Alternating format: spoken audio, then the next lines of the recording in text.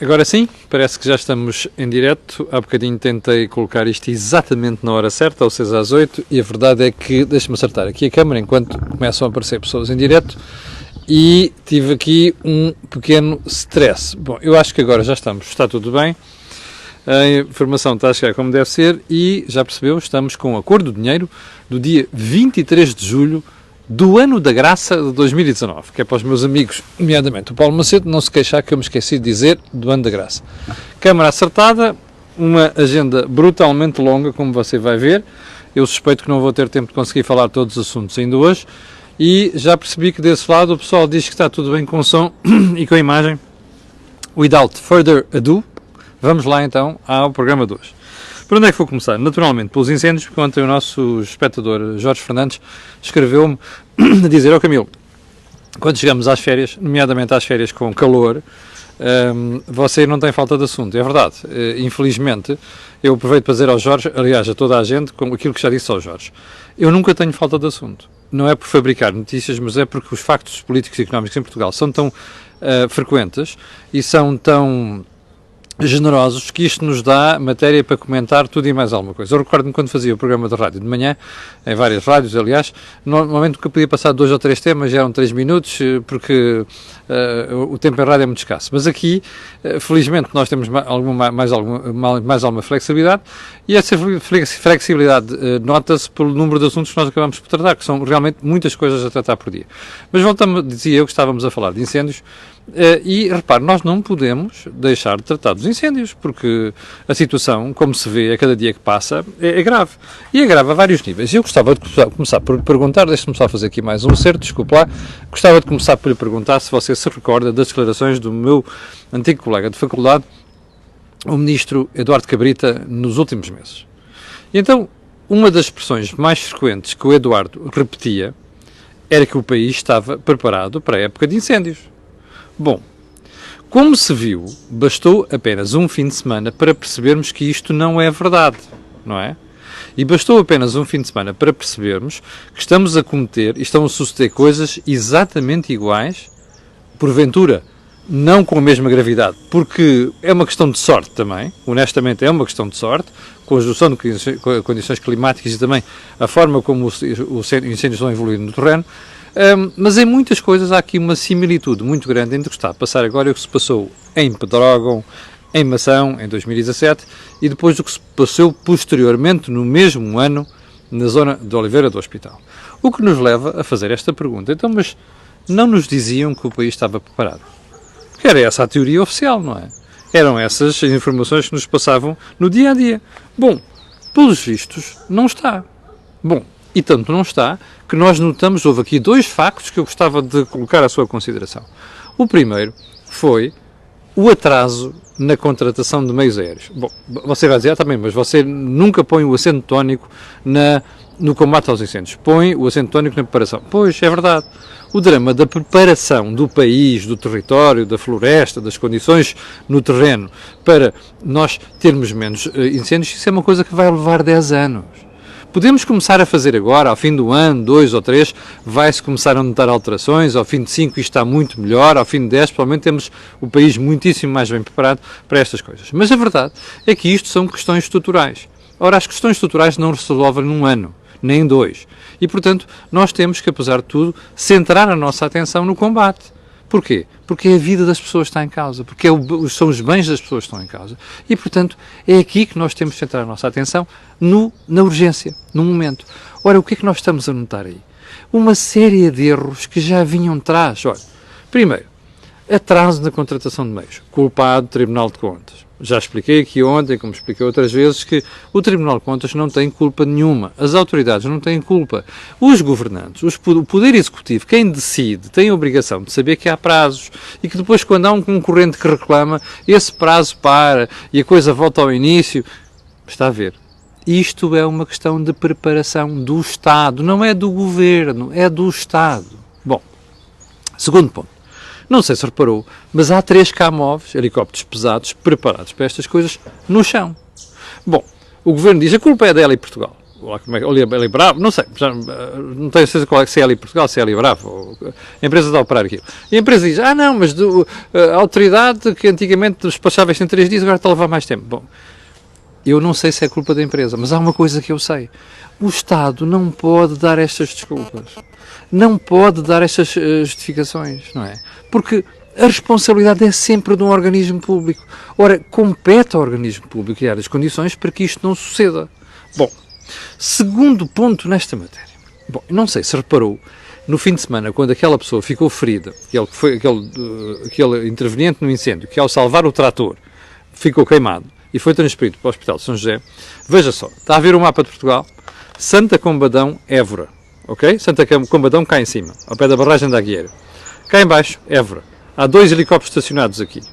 E o que é que se passa entre um e outro? Proença Nova. Proença Nova, próximo de Vila de Rei, não é? Para onde foi deslocada aquela pessoa. Bom, o helicóptero levanta de Santa Combadão, chega à Proença Nova e não consegue aterrar. Porquê? Porque as luzes da pista não estavam a funcionar. E anda a pairar ali durante 45 minutos à espera que resolva o problema. Ninguém resolve. E o que é que acontece? O helicóptero fica sem combustível, volta à base. Bom, então o que é que se faz? Vem o helicóptero de Évora, de 130 km, voa novamente para ali, aterra num campo de futebol. Bom, quando o doente chega ao hospital já passaram 6 horas. Ouviu bem? Os helicópteros são... Desculpa, eu estou-me a rir, mas isto não tem piada nenhuma. É uma tristeza. Os helicópteros estão pensados nestas coisas para abreviar o tempo de socorro. Ora, faz sentido termos faz sentido nós chegarmos à conclusão que uma ambulância tinha levado aquela pessoa mais rapidamente para o hospital. Está a ver qual é o problema? Está a ver a impreparação do país, está a ver a descoordenação disto tudo. E isto só pode acontecer porque quem está à frente destas coisas todas e a coordenar isto tudo não tem a mínima noção do que está a fazer. Ou então, porque é tão incompetente, este serviço, as pessoas que estão a coordenar isto são tão incompetentes que deixam estas pontas soltas. Não há outra conclusão possível nesta matéria. Bom, mais um ponto a corroborar que não estava nada preparado, nós tivemos sorte o ano passado. É um elemento muito simples. Tanto não temos meios neste momento que já fomos a correr pedir ajuda à Espanha. E repare, não tem mal nenhum. Mas a verdade é que fomos pedir ajuda no incêndio, que apesar de tudo, e graças a Deus, está muito longe do que sucedeu no ano anterior. Perdão, há 2 anos. Portanto, expliquem-me lá qual é a tranquilidade que nós cidadãos podemos ter quando temos o Estado, não é o Governo, eu insisto nisto, se fosse um Governo de direita ou de extrema esquerda só, eu estaria a dizer a mesma coisa. O problema não é o Governo, é o Estado, porque o Estado é que somos nós. Ora, o Estado é que tem que garantir estas condições de proteção dos seus cidadãos. Portanto, Jorge Fernandes, eu lamento, mas de facto quando chegamos a esta altura, com a sucessão de factos que vão acontecendo, nomeadamente em matéria de incêndios, não nos resta outra alternativa senão comentar isto e comentar isto da forma mais crítica, não é? E comentar isto da forma que ela merece, que é, atenção, isto não pode suceder, não é? Porque senão no próximo ano voltamos a ter um problema e depois acontece o quê? Bom, já agora uma coisa, eu estou convencido que aquela zona ali não é mais grave só por uma razão, é que já ardeu a esmagadora maioria da floresta que havia ali. O que está a arder agora é o que tinha sobrado, está a ver? Porque senão nós tínhamos exatamente a mesma gravidade que tivemos há 2 anos. Bom, ainda no período de ordem do dia, só uma questão. Não era melhor Portugal levantar esta... Não está aqui, mas eu vou acrescentar.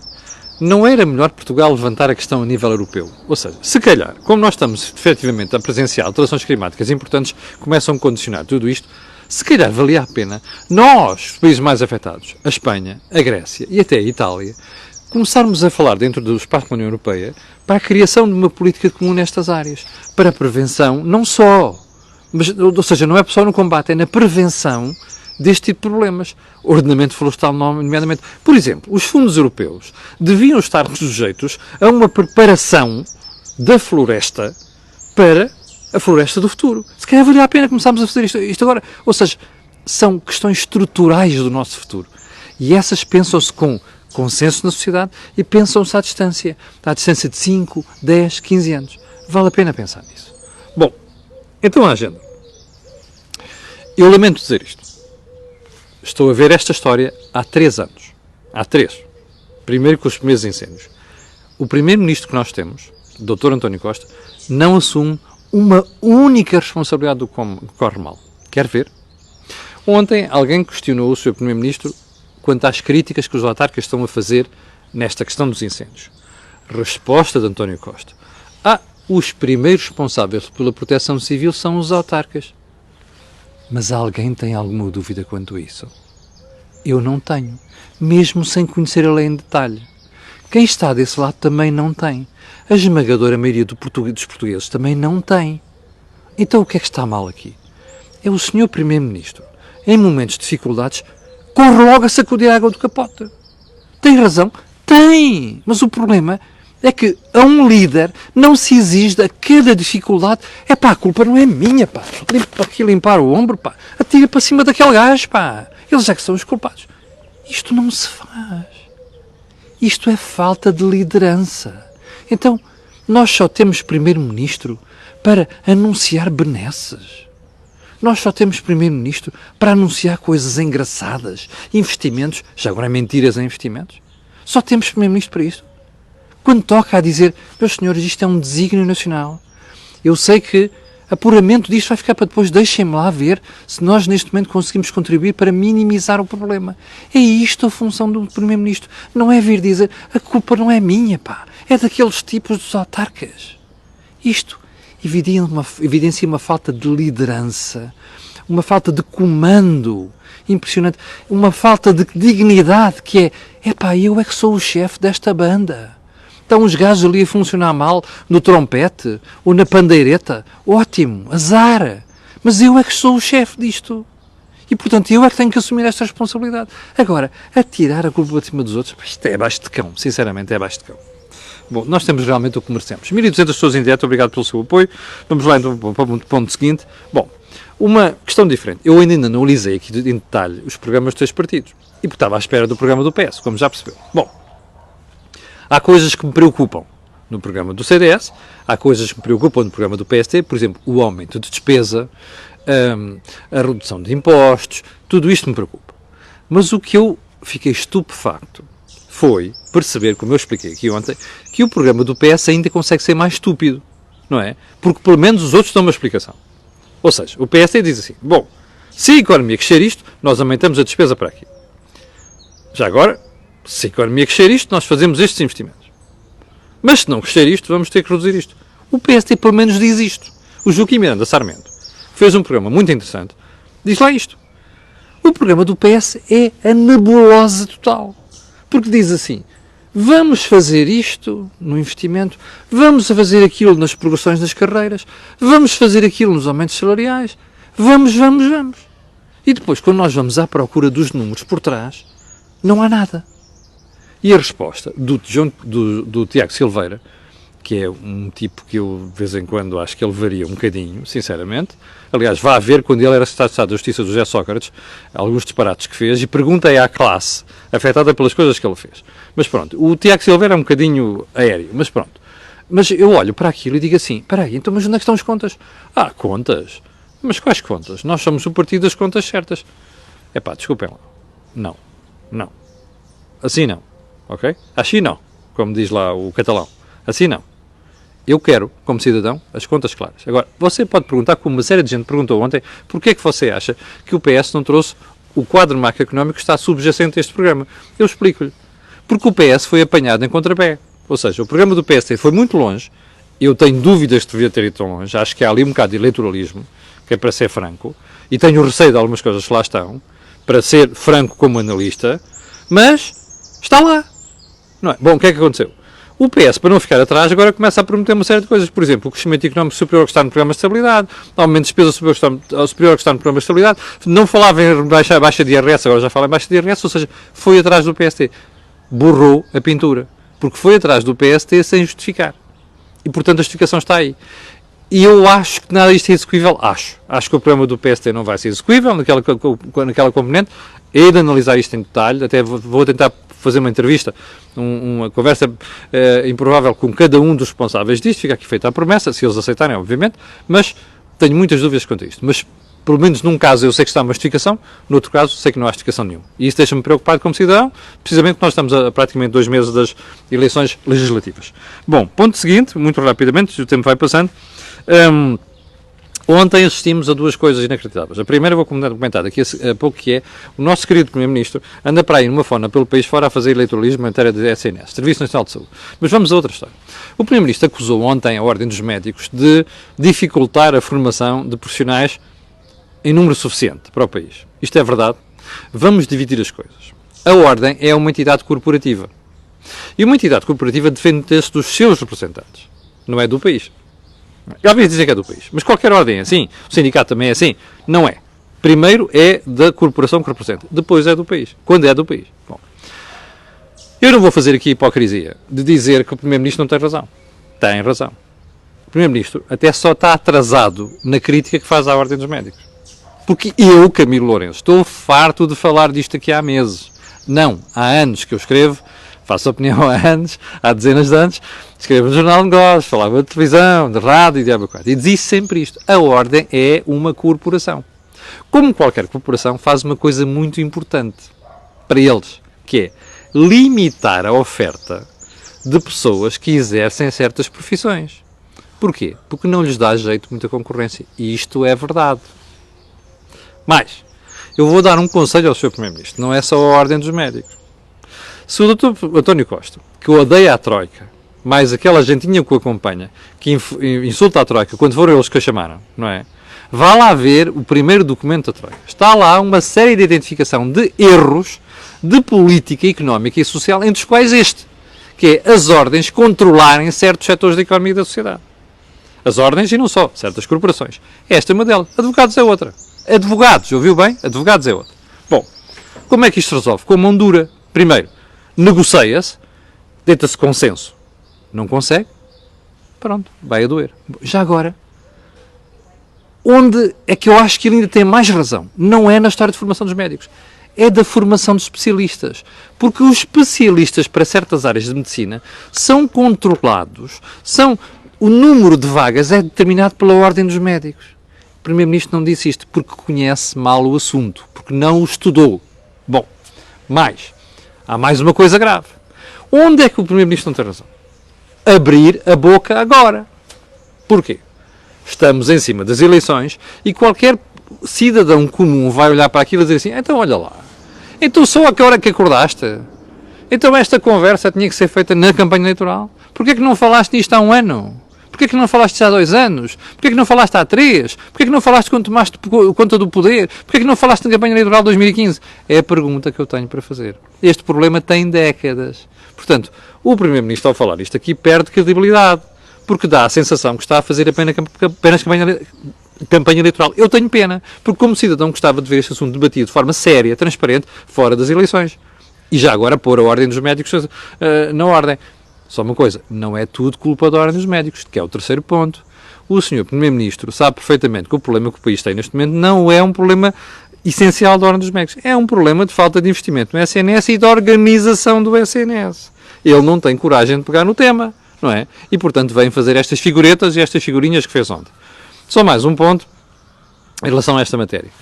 A Ordem dos Médicos opôs-se à criação de uma faculdade de medicina da Universidade Católica. Isto é a maior prova de que isto é uma corporação. Porque a malta quer controlar aquilo. E sabe perfeitamente, no dia em que houver universidades privadas e com qualidade, sabe perfeitamente que o seu